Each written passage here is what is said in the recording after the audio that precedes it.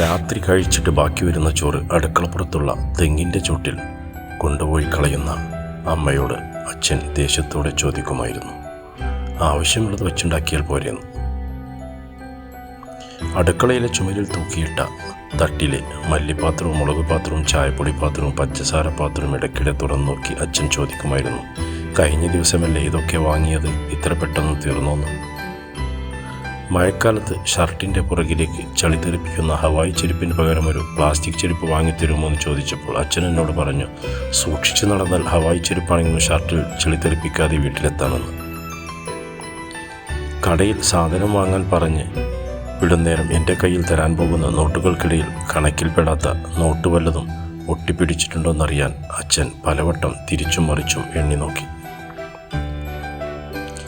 എനിക്ക് വേണ്ടി പലപ്പോഴും കുമ്പളത്തിൽ നിന്നും മത്തനിൽ നിന്നും ചേനയിൽ നിന്നും 100 ഗ്രാം വീതം മുറിച്ചെടുക്കുമ്പോൾ കടക്കാരൻ്റെ മുഖത്തൊരു പരിഹാസിച്ചിരി വിരിയാറുണ്ടായിരുന്നു.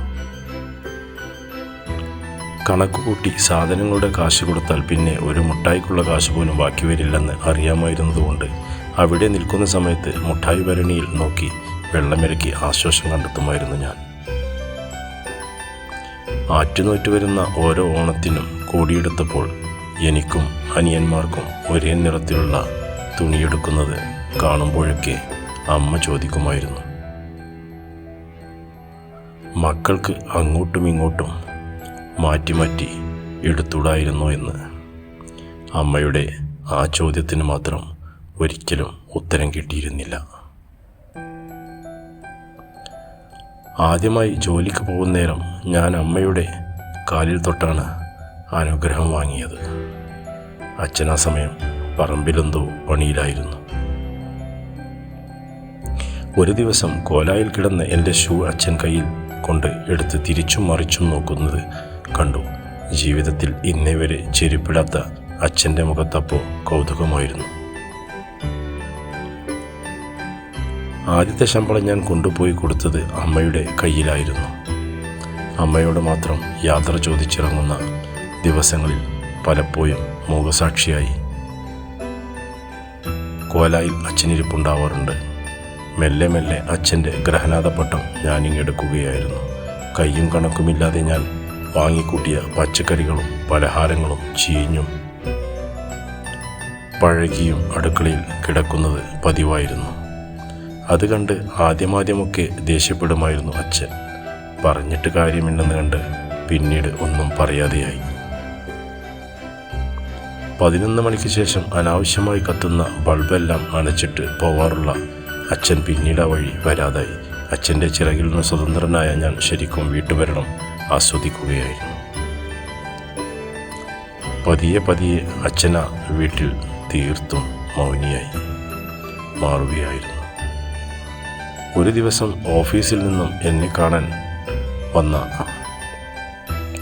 സഹപ്രവർത്തകരുടെ അരികിലേക്ക് വിയർപ്പമടക്കുന്ന ആ പുറം കീറിയ ഷർട്ടുമിട്ട് അച്ഛൻ പറമ്പിൽ നിന്ന് വന്ന് സംസാരിച്ചത് എൻ്റെ നിലയ്ക്കും വിലയ്ക്കും കുറച്ചില്ല എന്ന് ആ മുഖത്ത് നോക്കി എനിക്ക് പറയേണ്ടി വന്നു. 2 ദിവസം കഴിഞ്ഞ് ജനവാതിലരികിൽ നിൽക്കുന്നേരം പറമ്പിൽ നിന്ന് അച്ഛനാരോടോ സംസാരിക്കുന്നതായി തോന്നി. പോയി നോക്കിയപ്പോൾ കണ്ടത് തൂമ്പയുമായി ഇരുന്ന് തന്നെത്താനെ സംസാരിക്കുന്നതാണ്.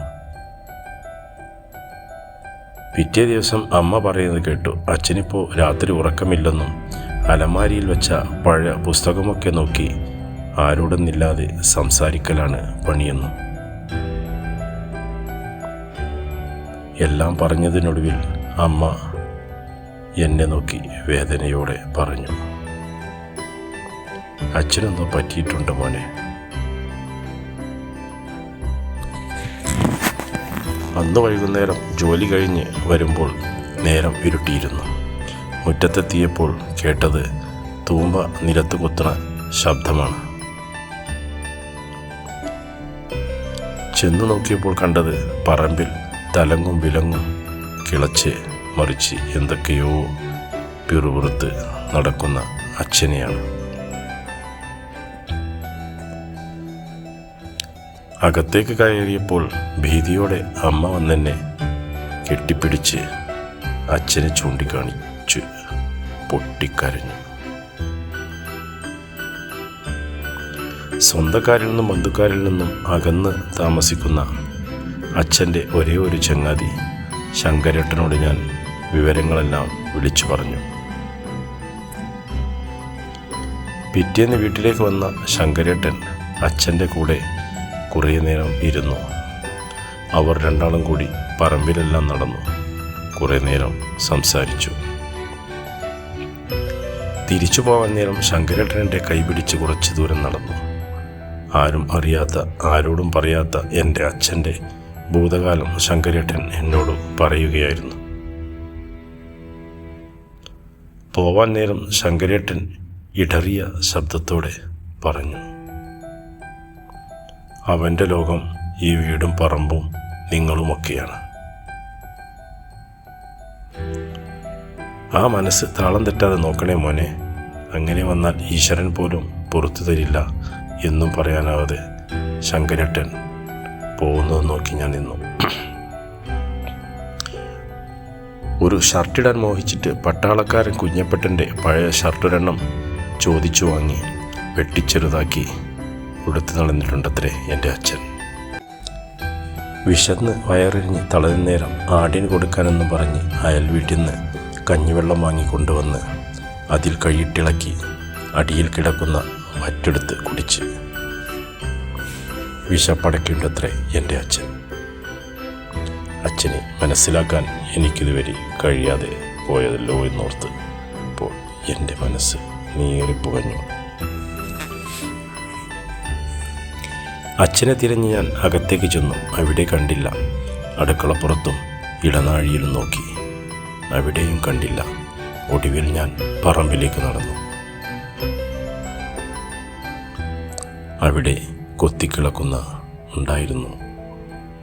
മെല്ലെ മെല്ലെ ഞാൻ അച്ഛൻ്റെ അരികിലേക്ക് നടന്നു. അയൽക്കാരൻ്റെ പഴയ ഷർട്ട് വെട്ടി ചെറുതാക്കിയിട്ട് നടന്ന ഗതികേട് തൻ്റെ മക്കൾക്ക് വരുത്താതെ ആ അച്ഛൻ്റെ അരികിലേക്ക് നടക്കുമ്പോൾ എൻ്റെ കണ്ണ് നിറയുന്നുണ്ടായിരുന്നു.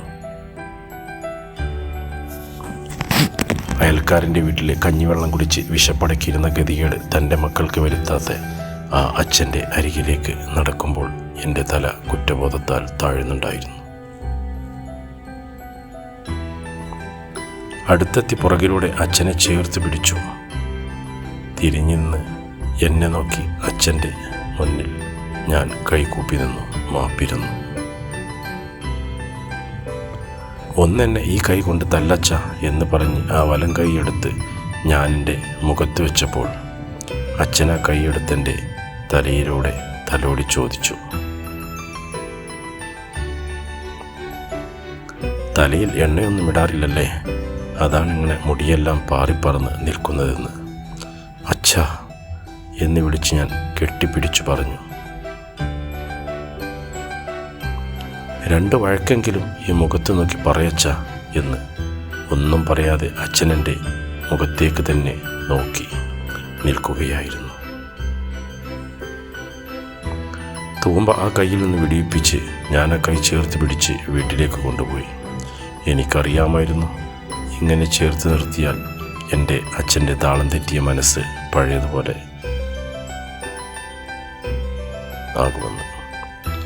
മക്കളാൽ ഇങ്ങനെ ചേർത്ത് നിർത്തിപ്പെടാൻ ഏതൊരച്ഛനും ആഗ്രഹിക്കുന്നുണ്ടാവുമെന്ന്. ഒരു കിണ്ണം കഞ്ഞിയെടുത്ത് കുമ്പിളിൽ കോരി ആ വായിലേക്ക് വെച്ച് കൊടുക്കുന്നതിനിടയിൽ പറയുന്നുണ്ടായിരുന്നു, അച്ഛനും മതിമോനെ വയറ് നിറഞ്ഞെന്ന്. അത് കേട്ട് ഞാൻ ആ കാതിൽ മെല്ലെ പറഞ്ഞു, മുഴുവൻ കഴിക്കച്ച, ഇല്ലിൽ ബാക്കിയായ കഞ്ഞിയെന്നും പറഞ്ഞ് അമ്മ ആ തെങ്ങിൻ ചോട്ടിൽ കൊണ്ടുപോയി കളയുമെന്ന്.